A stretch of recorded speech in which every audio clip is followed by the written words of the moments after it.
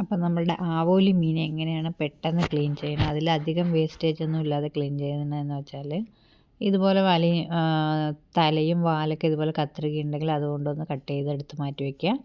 അതിനുശേഷം നമ്മുടെ നൈസായിട്ടുള്ള കത്തി കൊണ്ട് ഈ ചെവിയുടെ ഭാഗം അതൊന്ന് കട്ട് ചെയ്തെടുത്ത് അത് രണ്ട് സൈഡ് ഇതുപോലെ ഒന്ന് എടുത്ത് അതിനകത്തുള്ള ആ ഒരു വേസ്റ്റൊക്കെ ഇങ്ങനെ വലിച്ചെടുക്കാവുന്നതാണ്.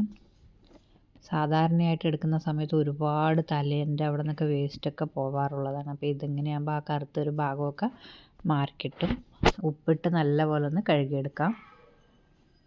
പിന്നെ അത് കറി വയ്ക്കാനായിട്ട് ഇഞ്ചി, വെളുത്തുള്ളി, പച്ചമുളക്, തക്കാളി, സവാള ഇതെല്ലാം പൊടിപ്പൊടിയായി അരിഞ്ഞു വെച്ച് ഒരു ചട്ടിയിലിട്ട് അതിനകത്തേക്ക് കുറച്ച് എണ്ണ ഒഴിച്ച് കൊടുത്തൊന്ന് വഴറ്റി കൊടുക്കുക. അതിനുശേഷം ഇഞ്ചി വെളുത്തുള്ളി പേസ്റ്റും കൂടെ ഒത്തിരി ചേർത്ത് കൊടുക്കുന്നുണ്ട്.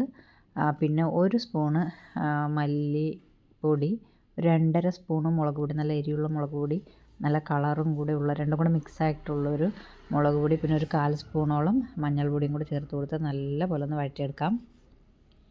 വഴറ്റിയെടുത്തതിന് ശേഷം കുറച്ച് പുളിവെള്ളം, നല്ല തിക്കായിട്ട് വാളൻ പുളിയുടെ വെള്ളം ഇതിനകത്തേക്ക് ഇതുപോലെ ഒന്ന് ചേർത്ത് ഇത്രയും ആവശ്യത്തിനുള്ള അത്രയും മാത്രം മതിയാവും.